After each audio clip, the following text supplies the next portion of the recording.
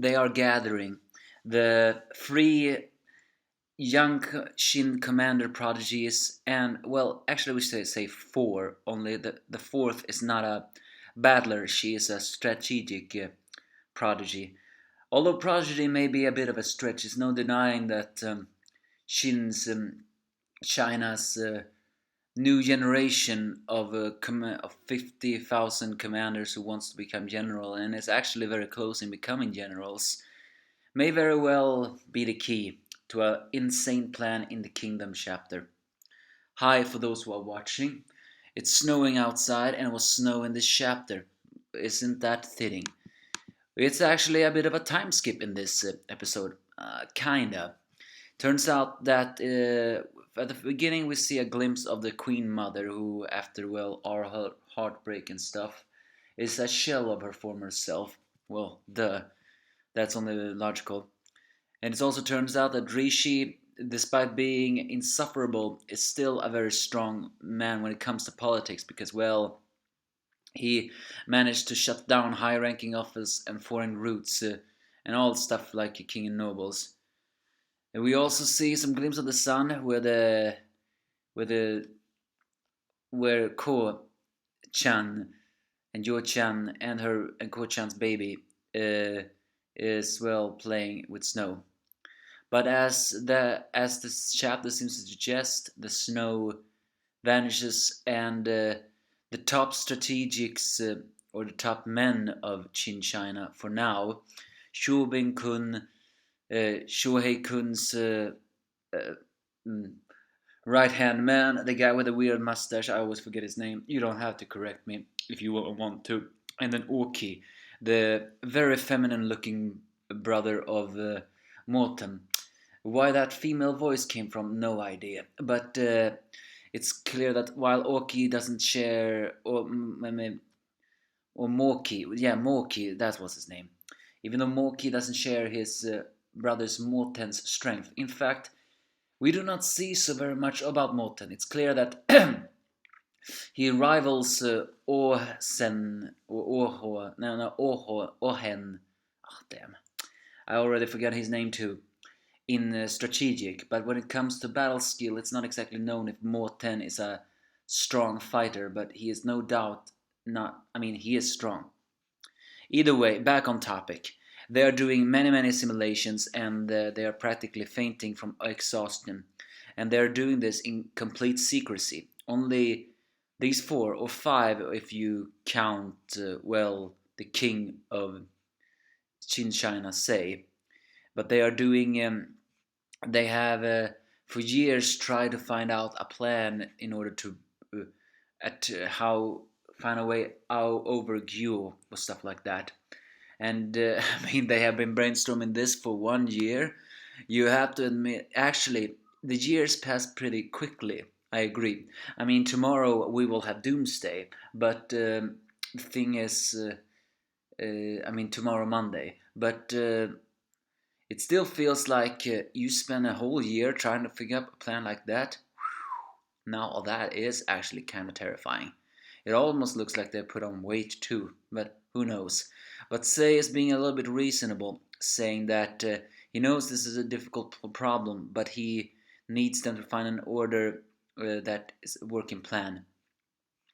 So they're trying to find out what is the biggest issue, and that is supply and logistics. It's if they need to set up a supply chain, but doing that they would surely retaliate. But Shobun-kun or Shohei-kun, I mean, they sound so similar, so sometimes it's very difficult if you say the other one's name, saying that it's he doesn't even believe there can be a supply chain because they need to examine how dangerous it can be.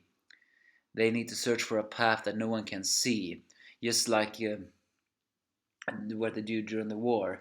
A single weak point that is so reckless that they can't find it.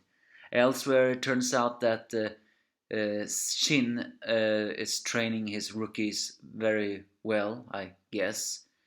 But the arrow guy, the little guy, is actually apparently a bad teacher, while his brother is a little bit of a better. But uh, Ten is also a bit wondering why isn't uh, her sensei giving the orders yet, because well she realized the South defenses are getting stronger, and then suddenly we see a glimpse of them having fallen asleep. They seem to have found an opening. What that opening means, well, I do not know math, I don't know strategy, so you tell me. Or we probably will hear it last time. We also see Morten again after a while, and he is facing off, or at least seeing a part of uh, the fortifying plan that Ribuka have been doing. In fact, if you think about it, Shin China has been trying to find this plan for a year. I hope they didn't just brainstorm for a year. I mean, Ribuku would have spent all that time also fortifying defenses. Or did Shobukun perhaps think by only uh, wasting manpower on fortifying defenses, he left a crack? Who knows? Uh, but Morten do realize that they need to move soon, otherwise the occupation of the whole Sao is useless. He then gets a connection, no, not connection, a news from one to return to Kanyo. Elsewhere, we also see Ohon after a long while.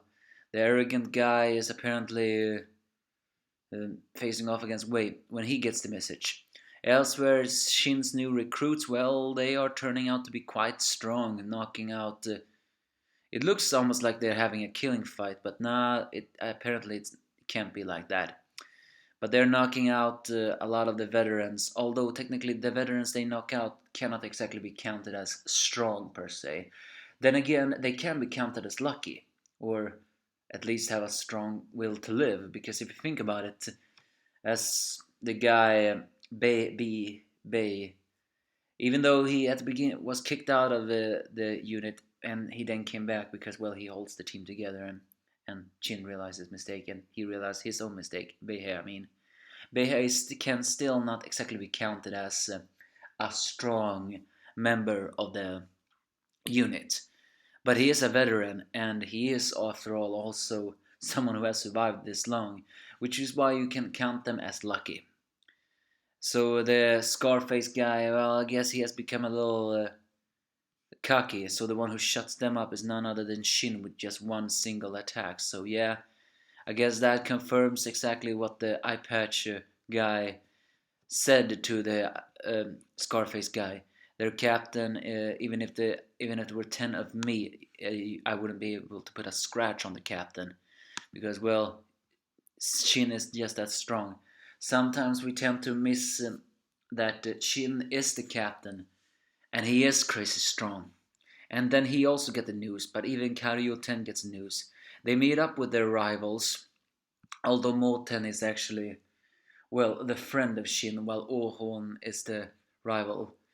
As then the two Shogun get to their presence, he is to order them uh, give them a news which gives Morten a bad feeling, while Shin and Ohen are still having an argue fought. I mean, I never really liked that Ohon guy, but according to history, he really will become a great general. So I don't think that guy is a guy who will learn from his mistakes. Then again, the guy actually hasn't really been having any mistakes when I think about it. But yeah, the new generations have been called, and I think Kairyutan has been called in because, well, Shin is a great commander and a great fighter, but not exactly a guy that can know the plan. That's what Kairyutan is there for. And she knows the plan almost better than Ohon and Moten combined. Or maybe she rivals them, who knows. Which is why I said she is a bit of a prodigy. She's the prodigy when it comes to intelligence. So that's basically this chapter. We were hoping we were gonna get some clue, but no, the clue will have to wait a little while longer. But we are gonna have to read, after all, as I said before, in real life, doomsday will happen tomorrow, and I'm not, and whatever, and I already know who's gonna win. So I mean, if it turns out I'm wrong, then I'm happy with about that. But it's quite ironic, isn't it? The manga is preparing for a battle that is akin to a doomsday, and in real life politics, tomorrow America faces their own doomsday. Who knows? It's quite ironic, isn't it? And almost a bit fitting. So, what is this plan, so to speak? The only clue we had was when they placed that a pin over a city. Is that including something about that there's a hole in the city where they can crack it? Moreover, now these three commanders will have to work together. Can they work together? Well, actually, I don't think so. I mean, Morten and Shin can, not Orhon.